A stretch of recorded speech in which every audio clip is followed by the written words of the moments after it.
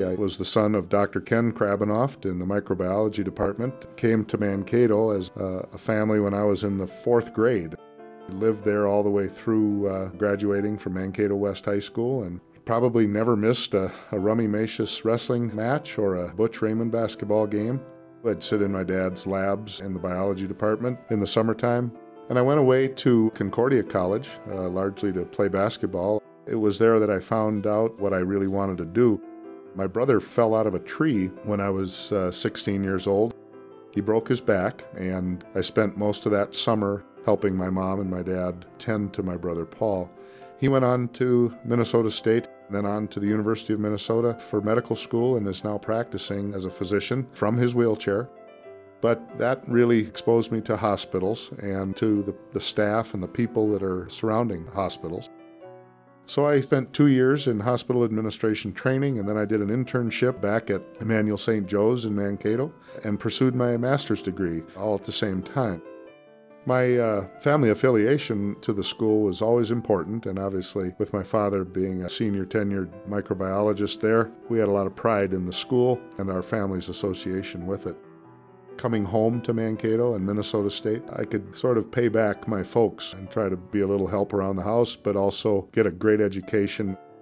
I specifically remember some of the people from my early childhood that were there in the business school when I got there as a graduate student. Most notably would be Dean Morgan Thomas of the graduate school, and then of course Professor Dr. Dick Swanson, who was just a character, and I think all of his students just loved him. Of course, Jerry Bodelson, assistant coach to the very famous Lloyd Butch Raymond. Then the woman I met on graduation night was Heidi Nielsen from Richfield, a nursing student, who 9 months later I asked to marry me, and 2 years after that we had our first kid, and life has been 90 miles an hour ever since. Began a career in Guttenberg, Iowa, a small rural hospital. I went to Spring Valley, Illinois. Then went and oversaw 6 hospitals out of Fargo, Minnesota for a Catholic order named the Presentation Sisters out of Valley City, North Dakota. And then I went to Freeman Hospital in Joplin, Missouri. From there, I was able to be put in a position to be asked to come back to Sioux Falls, South Dakota, a place I would consider home, and try to build and grow a similar organization with physicians at the center at what is now Sanford Health. Now at Sanford, thanks to the graces of Denny Sanford and the world's largest gift to any institution of $400 million, we are heavily involved in research and in specific terms trying to find the cure for type 1 diabetes, moving our organization to be in league with the best in the world. The lessons that came from those days and really were all about commitment, were about dedication.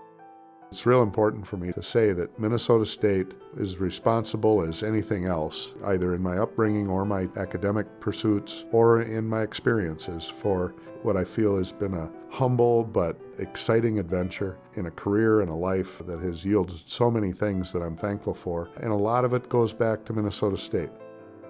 What I'd probably like to tell current graduate students is really commit yourself, because those professors there will give you every opportunity, and if you return it with equal commitment, I think good things await. Take advantage of the fullness of Minnesota State. We've got just such beautiful facilities and such a broad, diverse student population and so many activities and things going on. Now we're in an economy that's very difficult, and I think the value of the cost of education from Minnesota State is a pure diamond. It's going to return value to you many, many times. I'm so very proud that Minnesota State keeps its reputation where all of us as alums are proud to say, that's where I graduated. I hope that this award that I'm feeling so humbled by is something that I'm truly deserving of, because I know a lot of people have made so much of a difference in the world, and they got their start and they passed through the hallways at Minnesota State University.